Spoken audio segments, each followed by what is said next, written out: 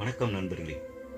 இன்றைய நவீன காலத்தில் தியானம் ஏன் மிகவும் அவசியமாக இருக்கிறது என்பதனை ஓஷோ அதிகமாக பேசியிருக்கிறார்.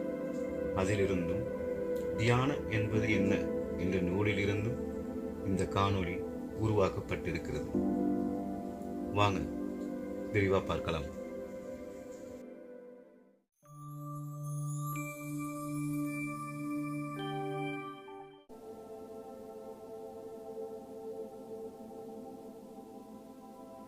கடந்த காலத்தில் உலகம் மிகவும் வேறு விதமாக இருந்தது என்பது வெளிப்படை. 600 ஆண்டுகளுக்கு முன்பு சுமார் 6 வாரங்களில் ஏற்பட்டிருக்கும் புலன் உணர்ச்சி தூண்டுதல்கள் மொத்தமும் இன்று ஒரே நாளில் நமக்கு ஏற்படுகின்றன. அன்றைய 6 வார பெருமானம் உள்ள தூண்டுதல்களை, தகவல்களை இன்று நாம் ஒரே நாளில் பெற்றுக்கொண்டிருக்கிறோம்.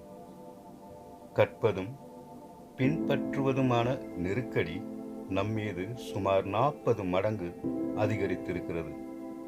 முன் எப்போதும் மனிதர்கள் கற்க முடிந்ததை விடவும் அதிக அளவில் கற்கக்கூடியவராக நவீன மனிதர் ஆகியிருக்கிறார்.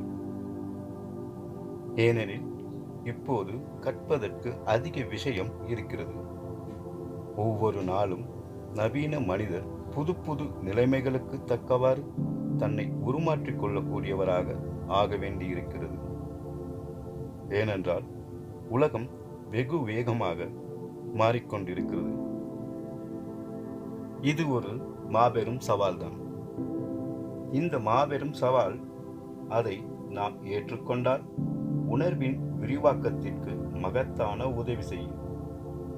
ஒன்று, இதனால் நவீன மனிதர் நரம்பு கோளாறுடையவராக ஆக வேண்டும், அல்லது அந்த அழுத்தத்தினாலேயே அவர் பரிபூரண மாற்றம் பெற்றே ஆக வேண்டும்.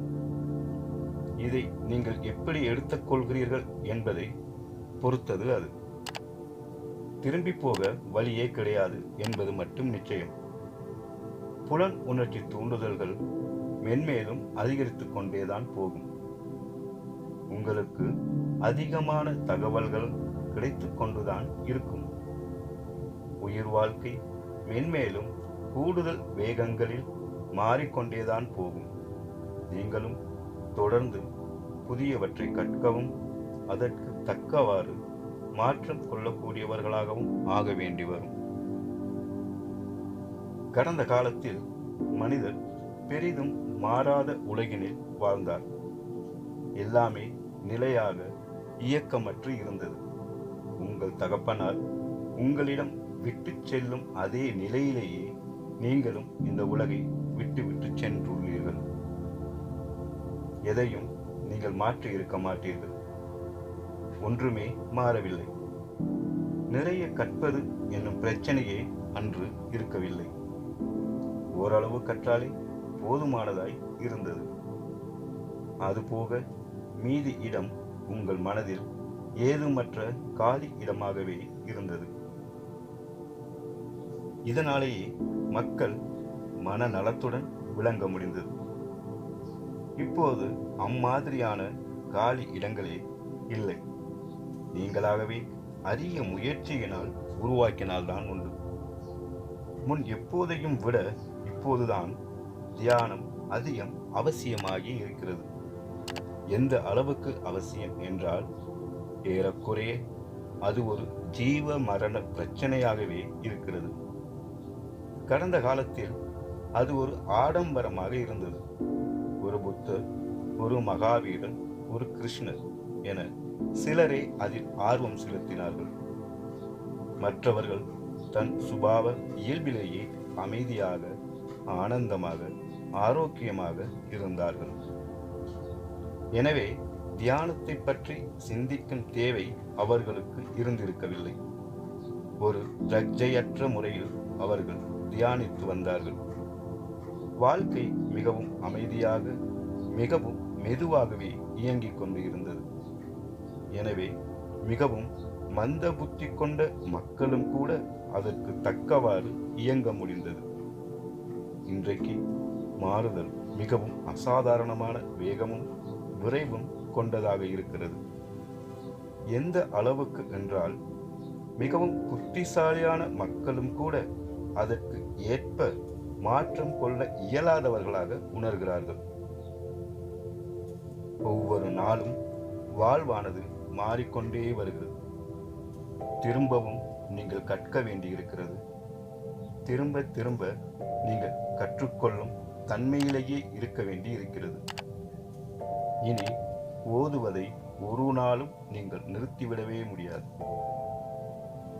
அது ஒரு ஆயுட்கால காரியமாகவே இருக்க வேண்டியுள்ளது. மரணம் வரைக்கும் நீங்கள் மாணாக்கராக இருக்க வேண்டியுள்ளது. அப்படி இருந்தால் மட்டும்தான் நீங்கள் மனநலத்துடன் விளங்க முடியும். மூளை, நரம்பு, மனக்கோளாறு இவைகளை தவிர்க்கவும் முடியும். இறுக்கமோ பெரிது, 40 மடங்கு பெரிது. இந்த இறுக்கத்தை தளர்த்துவது எவ்வாறு? தியான கணங்களுக்குள் நீங்கள் உங்கள் அரிய முயற்சியினால் சென்றாக வேண்டும். தினமும் குறைந்தது 1 மணி நேரமாவது நீங்கள் தியானம் செய்யவில்லை என்றால் பின் நரம்பு கோளாறுகள் நேர்வது தற்செயலானதாக இருக்கவே முடியாது. நீங்களே வலியை வருவித்துக் கொண்டதாகவே இருக்கும். 1 மணி நேரம் உலகில் இருந்து நீங்கள் விடுபட்டு உங்கள் சொந்த ஜீவனுக்குள், அதாவது இருப்பு நிலைக்குள் மறைந்து விட வேண்டும். 1 மணி நேரம் நீங்கள் எந்த ஒரு நினைவோ, எண்ணமோ, கற்பனையோ எதுவுமே உங்களை ஊடுருவாத நிலையில் மிகவும் ஏகாந்தமாக இருக்க வேண்டும். 1 மணி நேரத்துக்கு உங்கள் உணர்வில் எந்த விஷயமும் எழும்பவே கூடாது. அப்படி இருந்தால்தான் நீங்கள் புத்துணர்ச்சி பெறுவீர்கள், புது பொலிவும் வலுவும் பெறுவீர்கள். அதுவே உங்களுக்குள் புதிய ஆற்றல் ஆதாரங்களை கட்டவிழ்த்துவிடும். நீங்கள் மீண்டும் இவ்வுலகத்துக்கு அதிக இளமையோடும், அதிக புத்துணர்ச்சியோடும், அதிக கற்கும் திறனோடும், உங்கள் கண்களில் மிகுந்த ஆச்சரியத்தோடும், உங்கள் இதயத்தினில் அதிக பிரமிப்போடும் வருவீர்கள். மறுபடியும் ஒரு குழந்தையாக உருவாகி இருப்பீர்கள். நன்றி. தொடரும்.